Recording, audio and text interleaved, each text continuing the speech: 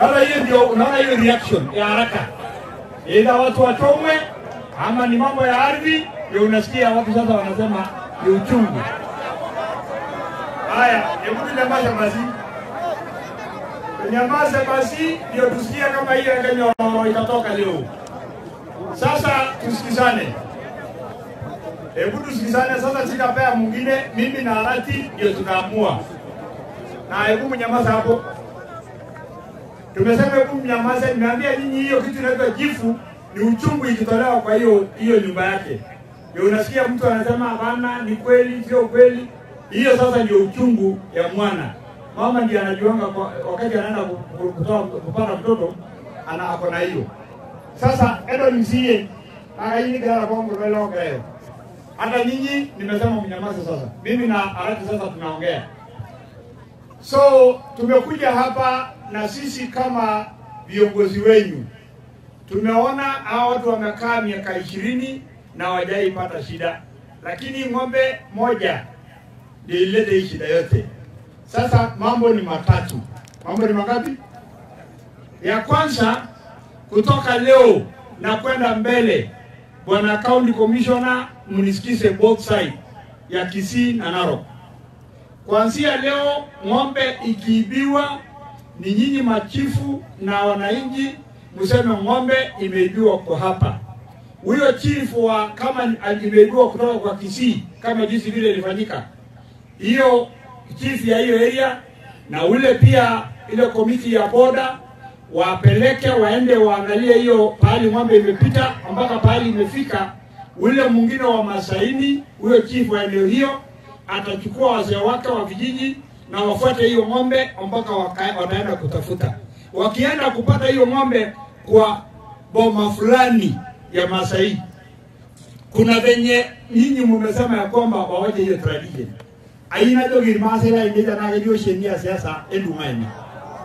Ngalani magi yeu oldungani oido yagada aipunga ngira oldungani.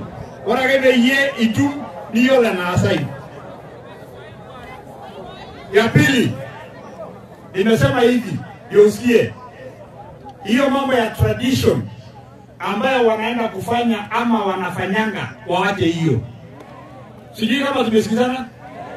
Unajua pale kuna watu labda mpaka niwaambie wasikie vile mimi nimesema kwa Kimasai.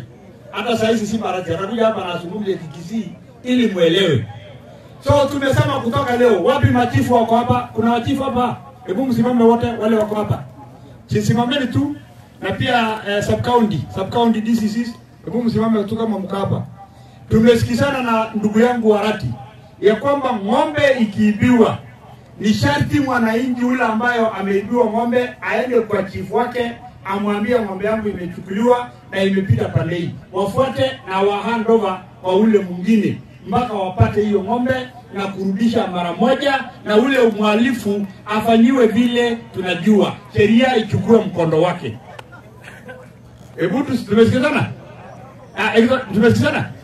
Hiyo ni moja. Ya pili, na mtusikize sana kwa sababu hamtapata viongozi wengine ambao sio sisi. Kama uko na shamba na iko pande hii ya Narok na umekuwa umesikizana na mwenzako Masaini ya kwamba uko na agreement, kutoka kesho wewe uende uendelea na shamba yako, sasa hakuna mtu atakugusa. Ya tatu ndio tusikizane vizuri. Mimi niko na watoto wengi ambao wanaenda Kisii pande hii. Kutoka kesho hao watoto wakuje waende kwa shule na hakuna mtu atagusa. Tumesikizana hapo? Ya 4 na ndio ya mwisho. Tafadhalini watu wetu tusikizane. Mambo ya vita haitakikani kwa Kenya.